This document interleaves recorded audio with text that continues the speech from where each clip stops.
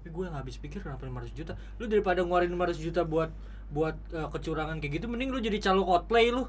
Tiket Calon Coldplay bagus. Bagus. Lu nggak tahu sekarang orang mau ambil cuti Iya, pada lu. buat nonton Coldplay doang. Nah, terus ini tiba-tiba ditelepon dan kalimatnya tuh parah gitu.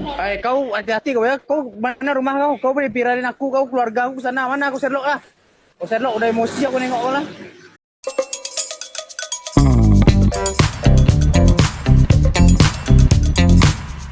Hai, selamat datang di video gue kali ini dan selamat datang kembali di KDS BBS. Ketika dunia sedang baik-baik saja padahal tidak, di mana ada editor yang sekarang jadi tim SWAT. Coba dulu lihat. Jadi jangan Densus 88 ya. Jadi seperti biasa kita akan kembali melihat-lihat tentang beberapa perkara yang ada di sosial media, di mana beberapa bahasannya mungkin akan serius, beberapa bahasannya mungkin akan bercanda. Tapi kita mulai dari Twitter dulu deh, kalau nggak masih biar aman. Twitter adalah tempat kita untuk mencari masalah. Karena somehow tuh Twitter udah jadi perpanjangan tangan yang luar biasa sekali gitu. Berapa banyak kasus yang awalnya di Twitter untuk kemudian dilanjutin ke kepolisian? Bukannya TikTok kah? Oh, sekarang udah mulai bergeser ya. Udah mulai jadi TikTok ya. Karena lebih banyak orang pakai TikTok gue rasa. Yang pertama ada ini di Twitter tadi ada orang kata gue di perkara ini.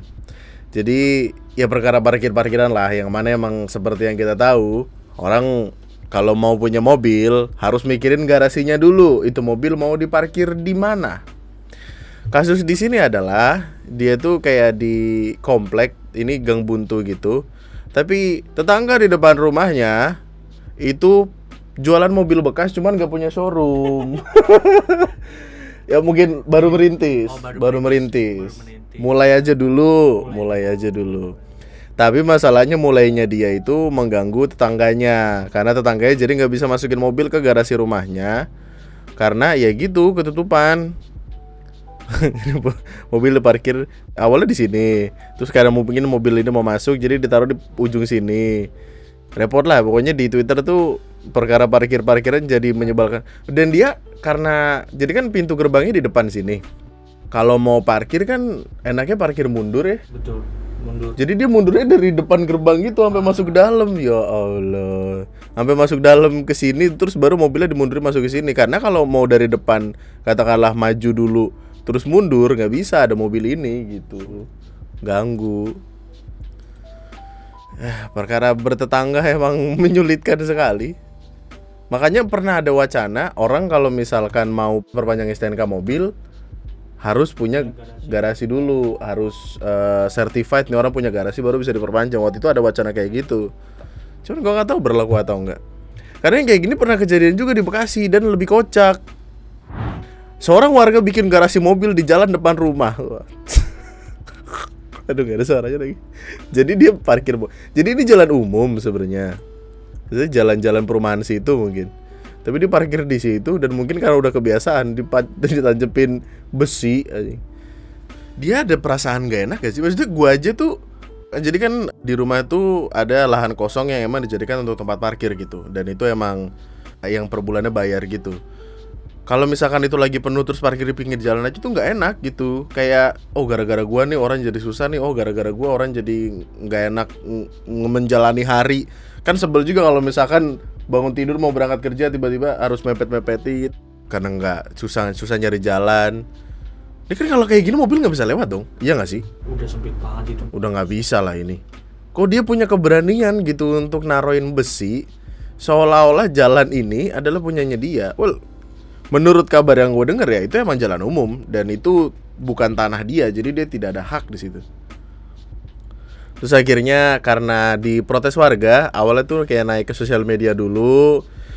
Terus akhirnya pihak kepolisian menyambangi tempat tersebut dan setelah pengecekan lalu peneguran kepada yang punya rumah, garasi ala-ala tersebut akhirnya dibongkar. Dibongkar tapi dia bikin garasi juga. Kalau dibongkar tapi nggak bikin garasi baru, sama aja. Iya. Tapi at least si besi-besinya ini udah dihilangin. At least besi-besinya dihilangin dan ya kalau ada orang lewat masih bisa. bisa, meskipun ini kayaknya harus di ini. Tuh orang pada komen itu tangganya aja ngelewatin batas jalan. Ya, jalannya kan di sini. Terus ini kan harusnya begini kan. Maksudnya apa yang sekiranya dipikirkan sama siapapun yang punya rumah sampai akhirnya pede untuk parkir kayak gini gitu. Kayak mungkin dia kayak udah sering. Nggak ada yang negur. Iya, orang nggak ada yang negor juga. Mobil juga nggak lecet. Kok mobil juga nggak lecet? Iya. Kan biasanya patokannya kalau selama nggak lecet berarti aman parkir di situ. Oh iya. Oh mobil gua nggak pernah diseset nggak pernah iya kan biasanya ada aja tuh orang-orang yang kesel yang tiba-tiba bawa kunci atau bawa koin gitu lewat aja serrrr gitu. Itu bentuk protes biasanya, tapi kagak ada yang ngelecetin mobil gue, jadi aman-aman aja. Atau mungkin karena dia pikir ini portal kali ya. Jadi kayak rumahnya di paling ujung gitu. Jadi ketika portal ini ditutup, ya nggak ada yang bisa lewat juga. Kalau orang nggak bisa lewat, ya sekalian aja dibikin nggak bisa lewat gara-gara beginian. Otaknya emang. Tapi ini adalah ladang bisnis yang bagus mungkin buat lu. Kalau misalkan lu punya uang cukup banyak gitu, belilah lahan untuk lu sewakan aja. Kayak katakanlah untuk 10 mobil, satu mobil 300.000, sebulan udah ketahuan tuh 3 juta. Lumayan. Kalau sebulan 300 untuk nyentuh angka 5 juta harus berapa mobil? Waduh, MTK gue jelek banget lagi. Goblok banget lagi gue. Enggak, maksud gue adalah itu lu bisa tuh dapat gaji UMR gitu maksudnya. Tapi goblok banget matematikanya. Dan jangan dagang. Iya, dan jangan dagang sembarangan. Sebenarnya nggak apa-apa, dagang tuh nggak apa-apa, baik loh. Merintis usaha, UMKM atau nanti kan dia bisa mempekerjakan orang mungkin baik. Iya, bagus. Tapi ya jangan mengganggu orang dong. Ais. Apakah lu punya pengalaman parkiran mobil menyebalkan? Tulis di kolom komentar di bawah. Wah. Ini masa ya? Aneh banget dah. Kan kemarin gue sempat bahas itu yang perkara SEA Games dan banyak sekali rentetan ceritanya kan, menyebalkan sekali itu. Terus waktu Filipina lawan Indonesia kan menang. Tapi disebutnya volley, basketball, volley, woman basketball. Terus si pembawa acaranya bilang, please congratulations to team Malaysia. And the game Indonesia. Ketawa lagi, mikir, kata gue mikir. Udah gila lu. Kayaknya di pertandingan apapun yang membawa negara kita sama negara orang, kalimatnya emang selalu kayak gini ya. Maksudnya kayak mainnya roastingan di internet gitu. Orang kemarin yang Mobile Legend aja kalimatnya kan kasar-kasar banget kan. Gue kira di Mobile Legend doang, ternyata sampai sama sini. Oke, kita ngebahas ini deh yang jelas-jelas aja deh. Ada salah seorang pedagang di salah satu pasar yang ada di Bandung mengeluarkan pisau dan mengancam pembelinya karena terjadi perseteruan. Kejadiannya ada di pasar Gede Bage. Pasar Gede Bage itu di mana ya? Bandung ya? Iya, tidak membantu sih. Gue tahu di Bandung, tapi di mananya? Kan tadi udah jelas emang di Bandung. Di mananya? Bandung luas loh. Bandung kagak cuma segini doang kan. Jadi kronologisnya, yang rekam video ini tuh udah sempat mesen satu bal baju gitu. Bal itu tuh ukuran apa ya? Satu karung gak sih bal tuh? Dan tiba-tiba waktu ditanya barangnya mana gitu, kan kemarin gue udah booking. Kata yang jual, barangnya udah dikasih ke orang lain. Maksud gue gini loh, secara konteks saya itu udah gak masuk akal. Booking adalah sebuah kesepakatan bersama untuk ketika barang itu udah di booking dengan DP atau apa, ya artinya harus diserahkan ke orang yang ngebooking. Kalau misalkan dikasih ke orang lain, untuk apa ada booking-bookingan kan gitu. Lalu ketika orang itu datang pengen nagih duitnya balik karena kan udah DP, penjualnya tidak terima, malah menggeretak, marah-marah, ngacungin pisau. Kayak gitu kan? Omongan kau tuh pecah, ngerti kau?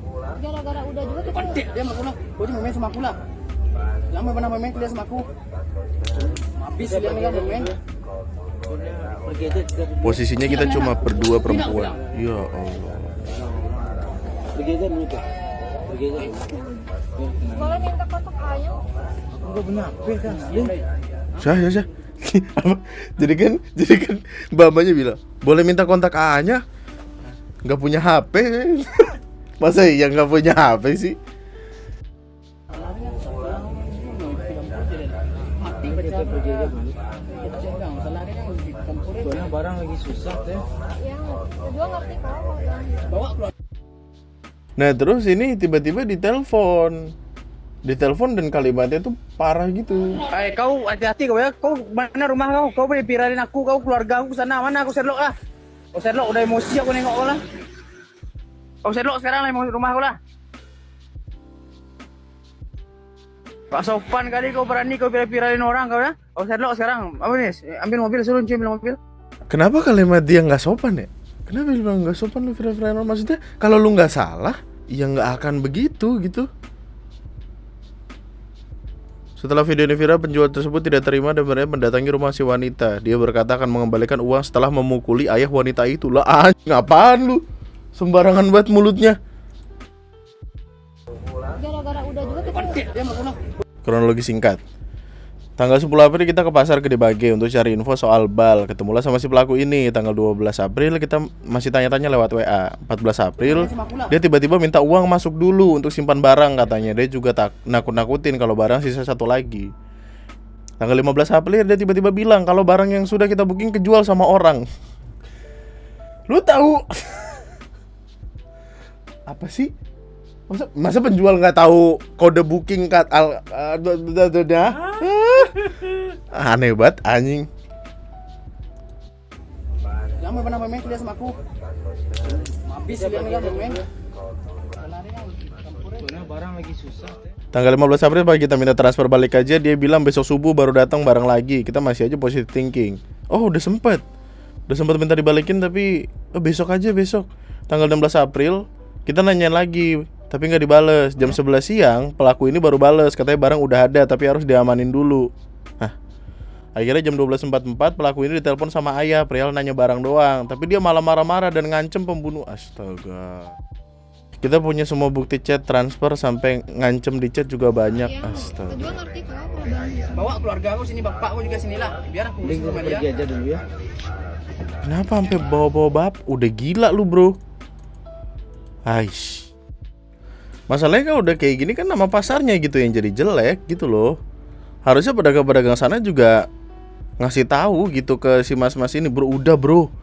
Udah. Lu sembarangan aja lu, ntar kita jadi nggak ada yang mau beli kan gitu maksudnya itu. Alah.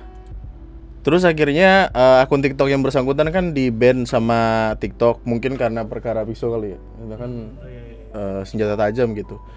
Terus pelakunya sudah ditangkap, kalimatnya. Pelakunya sudah ditangkap, dibawa kasusnya ke kantor kepolisian, dan semoga perkaranya itu selesai gitu sampai. Masalahnya ini pengancaman, men. Gini loh, kalau misalkan tidak dihukum sampai at least si orang itu jera, pengancaman ini bisa jadi masih akan berlanjut gitu, dan mungkin akan makin tebel karena dia udah dibawa sampai ke pihak kepolisian gitu loh. Dan dia juga pasti akan diintimidasi sama pedagang-pedagang lain karena ya gara-gara dia nama pasarnya jadi buruk gitu. Yang punya akun TikToknya juga udah sempet nanya-nanya kayak minta bantuan hukum kemana, terus akhirnya ke LBH. Dan dia juga harusnya dapat perlindungan saksi dan korban sih, karena bahaya banget ya. Dan lu udah tahu belum dia gak tahu pelakunya sendiri atau wali dari dia bilang mau ada ini mau diselesaikan secara kekeluargaan. Ada videonya di harusnya di Twitter itu deh. Update terus perkembangannya. Jadi tadi ada Windu nemuin video, kalimatnya nih orang ngajakin menyelesaikan dengan kekeluargaan. Ya Allah, keluarga bukan pakai kekeluargaan. Gue juga nggak mau punya keluarga kayak lu gitu dong. Udah ngancem bunuh orang, keluarganya minta selesaiin kekeluargaan. Beliau bilang pelaku masih kecil. Apa kabar saya yang masih 19 tahun dan perempuan? Di sini masih lemes banget, ditodong pisau, bukannya minta maaf malah minta selesaiin kekeluargaan. Oh, ini keluarganya. Mungkin dia itu karena Bukan si pelakunya. kecil masih gini kan, nggak sampai pikirannya kayak ini kan. Bisa nggak kayak gini masalah ini kita secara keluargaan aja? Tidak Pak, udah besok diproses. Besok saya udah dihubungin sama pihak polisi juga. Besok saya bakal ngeproses Pak. Karena sudah cukup sakit hati. Tadi ditodong langsung loh, kita cewek berdua Pak gitu. Dan sebelumnya juga emang kita mau nyelesain ini secara baik-baik, tapi dari pihak Arinya itu sendiri nggak mau dan malah mengancam kita. Jadi kita nggak bisa bawa ini untuk secara kekeluargaan ya Pak, mohon maaf. Kita langsung aja proses ke jalur hukum. Iya, abis ngomong itu langsung matiin Mbak biar keluarganya panik gimana ini. Dasar anak goblok. Di rumah anaknya ditodong juga sama bapaknya. Goblok sih lu. Kalau di luar negeri, iya nih, kalau di luar negeri harusnya kita nggak ngomong apa-apa sama siapapun gitu sebelum akhirnya kita dapat pengacara gitu loh. Jadi kayak kita diem aja gitu. Kita nggak ada keperluan apapun untuk ngomong. Kekeluargaan. Orang udah ditodong masih kekeluargaan. Udah, intinya kasusnya akan diselesaikan secara hukum. Kita tunggu aja update-nya gimana. Iya, semoga tidak terulang. Dan berhati-hatilah untuk kamu yang urusannya sama orang kayak gini. Masalah itu satu dari berapa men. Gue yakin di luar sana masih ada yang baik gitu. Masih ada orang yang bener lah jualannya. Dia merusak citra UMKM Apa? Thrifting. Merusak citra orang-orang thrifting ya. Kita tunggu kabar selanjutnya. Kita tunggu dia pakai baju Shopee. Wow, oren-oren tuh, anjay. Oh ini, tadi gue sempat lihat ini. Jadi memang posisinya HP-nya saya juga disita. Jadi di salah satu kampus yang ada di Sumatera Utara, Bengkulu tuh masuknya Sumatera Utara nggak sih? Pokoknya ada. Jadi kan sekarang ini lagi ada proses masuk ke dunia perkuliahan lah gitu. Ada SNBT buat gantiin SBMPTN ya. Gue nggak tahu sekarang. Kenapa sih harus dipersulit gitu loh, maksudnya kayak SBMPTN, SNMPTN, S2 marketing apa sih, kayak nggak tahu, itu ribet banget sekarang. Tapi intinya di beberapa kampus kan lagi buka pendaftaran, terus ada ujian masuknya gitu. Tapi ada beberapa orang yang melakukan kecurangan dengan cara yang sangat wow. Salah satunya ada di Bengkulu, dimana kalau lu lihat aneh banget. Jadi kan sebenarnya seperti yang kita tahu di beberapa kampus itu ketika lagi ujian mau masuk ke dalam ruangan itu ketat sekali kan. Iya, screening. Jadi kayak lu diperiksa, lu ada pakai headset apa enggak, earphone atau enggak, dapat bantuan dari luar atau enggak, intinya gitulah. Terus tiba-tiba ada yang ketangkep pakai beginian aja. Sebenarnya kalau dipikir-pikir kocak ya. Kocaknya adalah ini solasi men. Waktu nyabut apa pentil lu kagak copot gitu sih. Srek gitu. Ada. Atau mungkin itu salah satu pengorbanan ya. Bisa. Kalau mau masuk kampus pentil lu harus hilang. Enggak, maaf. Dia ketahuan ada HP di sini. Terus dia akan mendapatkan bantuan jawaban dari luar sana. Yang mana gue sendiri juga bingung apakah dia video call, nelpon atau gini atau lewat perasaan anjing. Apa sih namanya kalau bukan dari kepala ke kepala, insting, bukan telepati anjing. Waktu itu gue sempat dengar kalimatnya adalah HP kan nggak boleh, maksudnya HP taruh depan semua segala macem. Ini tuh ada kameranya, jadi kameranya ngasih lihat, diarahin ke soal, nanti bakal ada jawabannya. Nah jawabannya dapat dari mana gitu gue juga nggak tahu, karena emang secara kayak gini tuh udah modus lama men. Terus dijelasin juga sama dia kalau misalkan dia itu sampai ngeluarin 500 juta kalau misalkan berhasil masuk ke universitas yang dia pengen. Jadi memang posisinya HP-nya saya juga disita sama mereka. Orang tua kamu ditawarin gitu ya awal? Berapa nominalnya? bukan ditawarin, saya nanti kalau saya udah lulus bayar gitu. Oh, pokoknya kalau udah lulus baru bayar. Berapa nominalnya? Ya, sampai 500. Oh, 500 juta. Oke. Udah jadi komplotan gitu ya berarti ya? Ya, kalau misalnya kan mau dibatalin, Oke. tapi sama mereka, Iya. saya ada orang semua. Nggak, dia sadar gak sih kalau yang kayak gitu oh sebenarnya akan aman kalau misalkan ada salah satu pengawas yang dibayar juga.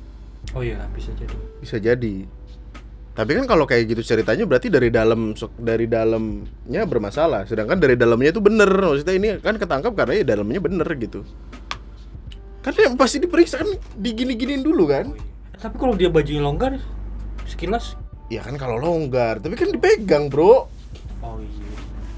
Cewek kan diituin cewek sih, gimana pun diselipin kan juga ini. Tapi gue nggak habis pikir kenapa 500 juta. Lu daripada ngeluarin 500 juta buat kecurangan kayak gitu, mending lu jadi calo Coldplay lu. Tiket Calon Coldplay bagus. Bagus. Lu nggak tahu sekarang orang mau ambil cuti Iya, pada lu. buat nonton Coldplay doang. Lu nggak tahu di Twitter sampai marah-marah gara-gara atasannya marah-marah gara ini karyawan gue cuti semua. Ini gimana? Sampai dibikin aturan jadi calo Coldplay mendingan. Untung. Ketahuan. 500 juta tuh lu bisa masuk BINUS gak sih, Min? Aduh. Bisa loh. Juga, LSPR, London School. Sisanya bisa kepake buat ternak lele juga bisa. Atau lu buka dealer Nmax bisa. Maksudnya kayak tapi yang jadi pandangan orang-orang juga, dia tuh kayak dipaksa sama orang tuanya gitu. Orang tuanya ya yang ditakutkan adalah orang tuanya dulu masuk begini juga. Jadi gitu. 3 peserta ujian RA, RM, dan YD, RM rumah makan, yang mengikuti ujian tulis berbasis komputer seleksi nasional UTBK SNBT. Ya Allah, panjang amat sih, apaan sih? Di Universitas Bengkulu terbukti melakukan kecurangan. Ketiganya menggunakan modus dengan menyembunyikan handphone di dada menggunakan lakban, serta mengarahkan kamera handphone ke layar komputer. Oh mungkin karena kan di ini diarahin ke komputer ya. Jadi kalau misalkan jawabannya A, getar 1. Kalau misalkan bukan tahu, men. Lewat apa getarnya? Enggak tahu, aku juga enggak tahu. Vibrator ada tahu yang jarak jauh. Salah satu pelaku mengaku membayar 500 juta bila diterima di kampus pilihannya. Setelah kecurangan tersebut, ketiganya langsung di blacklist dan diserahkan ke pihak berwajib. Mampus. Sebagai respon atas kejadian ini, pihak universitas akan memperketat keamanan menggunakan alat deteksi di lokasi ujian. Karena memang ada beberapa tempat yang pakai ini kan, metal detector kan. Iya benar. Jadi kayak gesper segala macam harus dilepas. Jadi ketika lu lewat bunyi, nah mampus lu. Pokoknya pas lu lewat lu nempel. Waktu lewat nempel lagi. Dan rata-rata gitu men, maksudnya kayak ini dia kayak lagi pamer bicep aja. Lagi pamer apa nih? Six pack. Wah, sombong. Tahun lalu juga ada loh kayak gini. Tahun lalu sempat ada video TNM juga kayaknya yang ngebahas ini. Dan lebih parah tahun lalu tuh. Kayaknya selama masih ada orang yang mau masuk kuliah, akan selalu ada orang yang mengusahakan cara-cara kayak gini dah. Maksudnya ketika ada tujuan, pasti ada orang yang berusaha buat melicinkan tujuan tersebut. Pihak mereka itu kedokteran bergengsi. 2 ditemukan ketika pemeriksaan. Oh pantes mahal kedokteran bro. Tapi bahaya juga lu. Iya. Jadi dokter aja udah nyogok. Masa lu mau jadi dokter begini anjing gimana? Ntar misalkan orang butuh operasi. Ya Allah. Mau operasi apa? YouTube buka YouTube. Mau operasi usus buntu tiba-tiba buka YouTube dulu.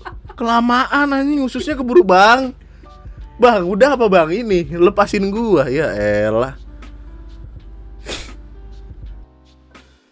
Ini awal mula koruptor nih. Maksudnya ketika nanti dia ada di udah masuk dunia kerja, dia pasti akan menghalalkan segala cara supaya duitnya balik gitu loh, yang jadi pemikiran. Takutnya ntar kayak bengkel waktu itu yang bannya bocor, yang diganti oli. Olinya habis, pengen ganti oli, yang diganti motornya. Oh, ganti mobil aja bang, motor ini kagak berguna udah ya gitu. Jangan Memulai segalanya dengan kecurangan tidak akan membuat kamu menyelesaikan masalah-masalah itu. Jangan.